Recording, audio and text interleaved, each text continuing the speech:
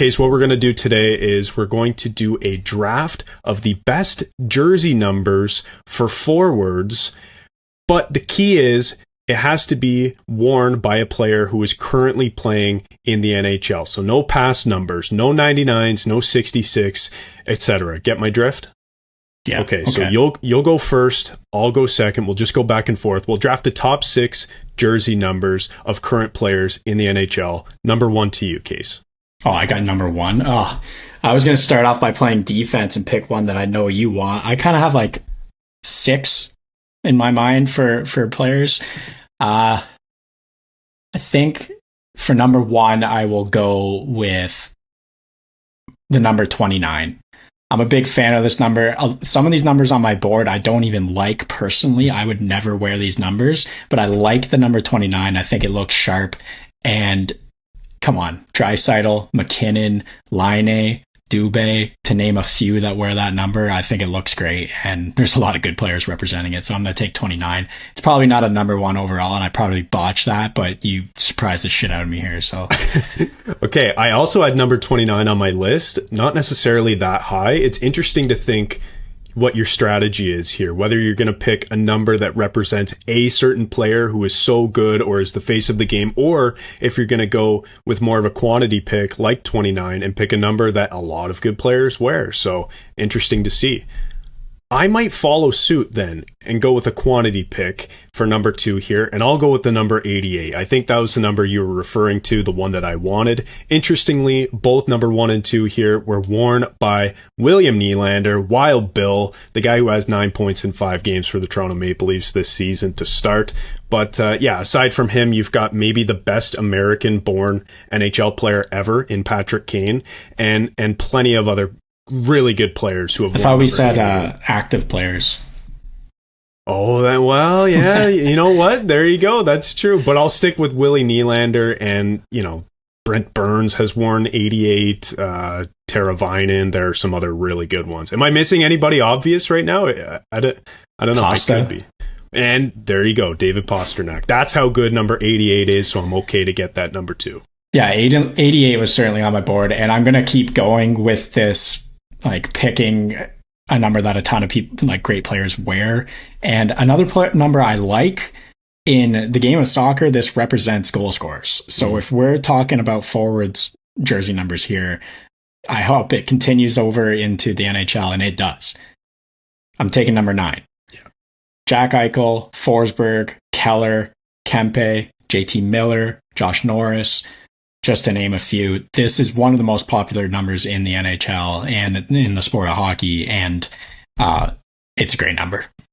Really good number. Another quantity over quality pick, like you mentioned, even though there is some really good quality in there as well. For number 3, I'm going to go a bit of a different direction and pick a number that represents sort of the game of hockey. The best player in the world wears it, as well as one other player in the league who's pretty damn good himself. I'm going to go with number 97, Connor McDavid and Kirill Kaprizov. I don't think I can argue with that pick at number 4. Yeah, see, I didn't take that number. Like, I didn't even have it on my board, because obviously it's a great number. It's our birth year, so, holds a little place in our heart. McDavid wears it, meaning it's got a lot of face value. But I also think it's kind of going to start to go into that category of numbers you can't wear anymore. Like, you wear the number 97, everyone's like, oh, what a dick. I think that's probably why no one else in the league wears 87 other than Sidney Crosby. That number's reserved, and 87 is probably going to be retired forever.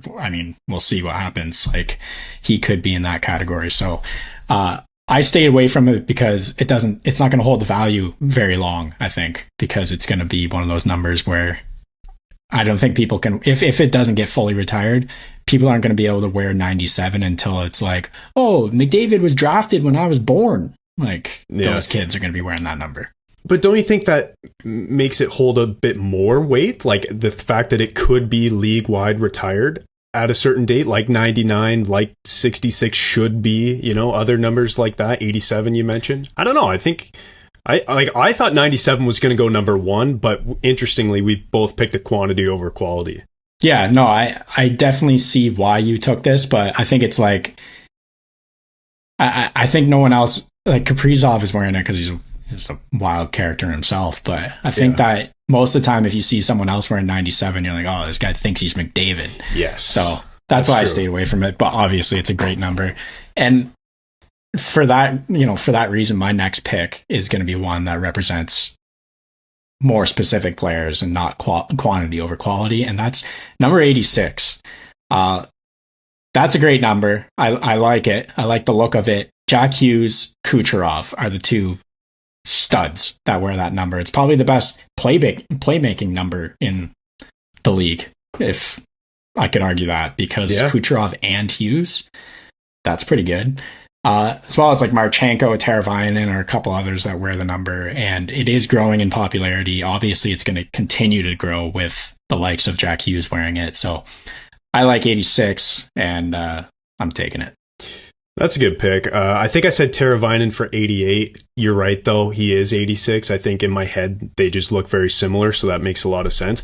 Also, 98 looks very similar to 86 to me, because the other night when I was watching the Leafs and Lightning, every time Kucherov touched the puck, I thought it was Mikhail Sergachev. I think because I have Sergachev in my fantasy league and I was hoping that he would do something. So no word of a lie, when Kucherov scored his first goal, I audibly shouted. I was like, yes, because I thought it was Sergachev. And even though they scored against the Leafs, that's how whack my brain is because of fantasy. But anyways, turns out it wasn't. I got the numbers mixed up. Well, to make you feel like a little less bad about that mix-up, Timo Meier wore 96 last year, and people were confusing him and Jack Hughes. They're not, they don't look anything alike, but 96, 98, 86, they all look the same. Yeah, it's funny our little pea brains just see a number that looks similar and goes, my player that I want. Like, nice. Okay, so to round it out, number 6, I'm surprised this number fell this far. This number, to me, represents a lot of older players in the league who are superstars, or at least who were superstars. I think this number was really, really popular amongst some players who are a bit older than us, and some really good names still wear this number. 91, Steven Stamkos, John Tavares, now Nazem Kadri, Tyler Seguin. A lot of good players have worn number 91, so I think that's a great pick at number 6. Yeah, Tarasenko, Vander Kane, Dawson Mercer. There you go. Yeah, I guess Mercer kind of breaks the mold because he's younger. Leo Carlsson. Does he really wear 91? Yep. Damn. Good for him. 91, I did think about that. I didn't take it, obviously. A couple other ones I thought about were 71 for the same reason, as well as 13. Yeah, 13. Yeah, 13's a good one. It's a great number. It is. In general. The Devils weren't allowed to wear it at one time under Lou Lamoriello. And then as soon as he left, I think it was Michael Camilleri stuck it to him, and now Nico Hischier is rubbing it in his face every night. Yeah, I mean, 13 for me, I think, like, obviously Matt Sundin, but we're talking active players. So yeah.